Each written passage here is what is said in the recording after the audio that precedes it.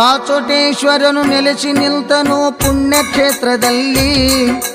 ರಾಚೋಟೇಶ್ವರನು ನೆಲೆಸಿ ನಿಲ್ತನು ಪುಣ್ಯಕ್ಷೇತ್ರದಲ್ಲಿ.